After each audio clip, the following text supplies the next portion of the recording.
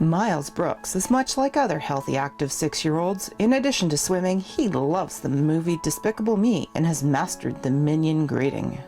Hello. There you go.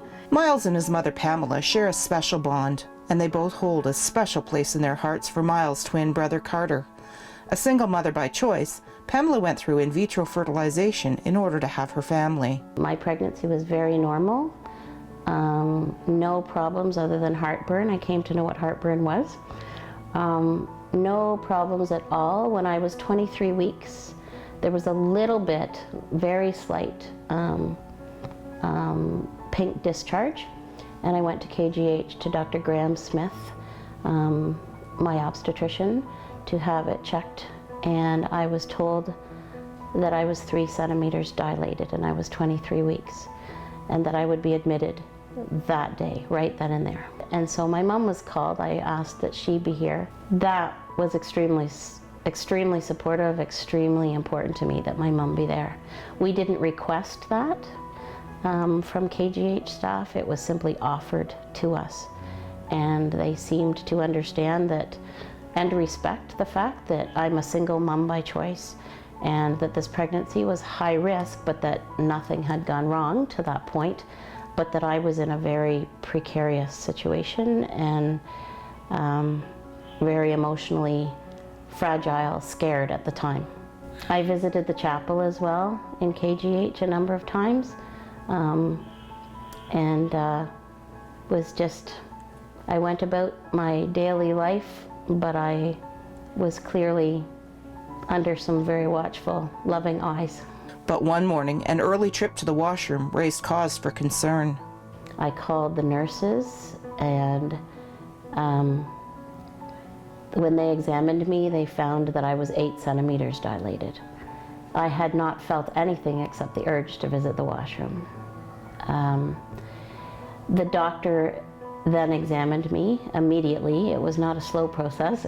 They acted very quickly. The doctor examined me, and the doctor saw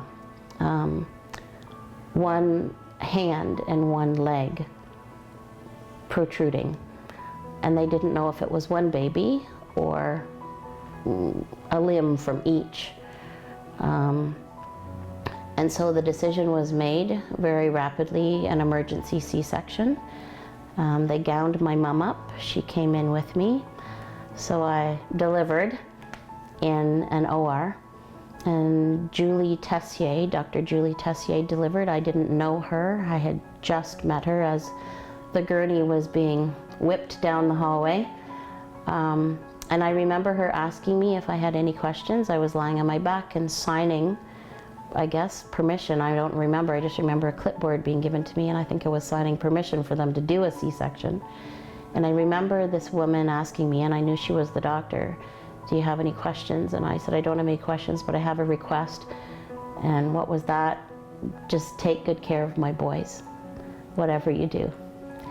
Take good care of my boys. And she assured me she would do her best. And she did a fantastic job. We found out that Carter, who was to be baby A, that is the closer to my cervix and to be delivered first, had actually become baby B the night before. They shifted places, they swapped spots in utero. So Miles was born first, and he was breech. It was his foot. Carter was born second. It was his hand. So it's a good thing that they did an emergency C-section, because it was not one child that they could remove. They were immediately taken to the NICU, the neonatal intensive care unit. I was in recovery for a little while, and a little bit later that day I was wheelchaired in to see my boys. Oftentimes, twins in the NICU can share an isolette, but the Brooks brothers needed special attention. There were too many tubes and too many leads and just too much medical equipment. They were beautifully formed, but extremely tiny. Each one of them was just over a pound. So if you imagine a pound of butter and plus a little bit more, that was the whole baby head to toe. And although they had all fingers and all toes and they were beautifully formed, they were not yet fully formed inside or out. I did not appreciate the severity of the situation. I didn't. I knew that they were born at 25 weeks and 1 day. And I knew that that was very early, but I didn't know all the realities of all the possibilities of everything that could go wrong. I didn't know, and I think looking back, I'm kind of glad that I didn't know. I just remained really positive and really hopeful. I wanted this really badly. The tender loving care provided by staff in the hospital is much appreciated. One of the NICU nurses came back from a walk one day, and her name is Lois, and had found 2 4-leaf clovers, and she wrapped them in some sort of plastic that was allowed in the NICU, and she taped them with medical tape, one on each incubator, one for Miles and one for Carter. And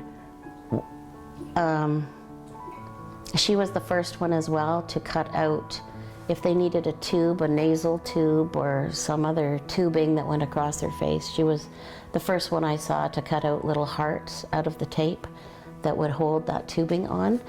And it's small things like that that are hugely meaningful to a parent. Support staff also play a vital role. The auxiliary cafe staff came to know me and my mom as well. So here we are in this huge organization of a hospital, and you know, you're mixing with the doctors, you're mixing with the nurses, you're mixing with the housekeeping staff, you're mixing with the staff in the auxiliary cafe, and they all take the time to come to know you.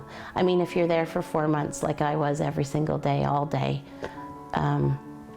you know, sure, they would notice repeat customers, but they didn't have to care as much as they did.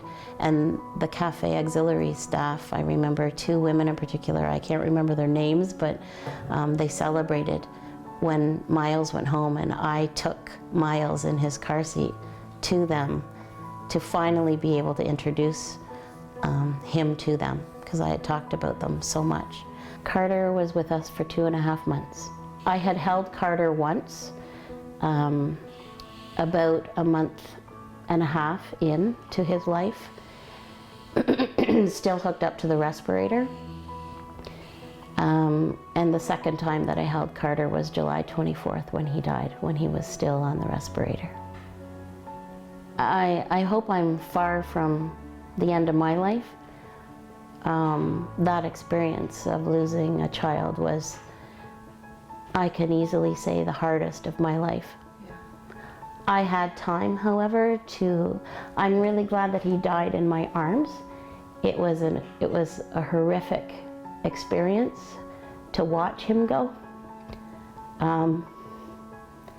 But he was in my arms, and he wasn't alone in his incubator. Pamela asked that Dr. Graham Smith, her obstetrician, and Dr. Maxine Clark, who was called in the night the twins were born, would be present for Carter's final moments, along with Rosemary, one of the very special nurses who'd provided so much loving care. The next morning, Pamela remembers the phone ringing. The NICU called me and asked if I was coming in, and I remember my response being, yes, I am. I still have half my family there. That's how I felt. Miles had laser eye surgery and then 2 more surgeries by Dr. Jones for hernias.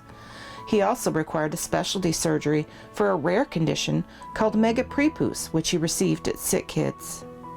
We go to Dr. Acker, Dr. Flavin, Dr. Bona, and Dr. McNaughton for specialist appointments. So when Miles first came home, he and I would visit KGH or Hotel Dieu on average 7 times a month for the first 1.5 years of his life. Miles remained in the NICU for 4 months, finally coming home a few days after his original due date of August 21st, weighing in at a new weight of 5 pounds.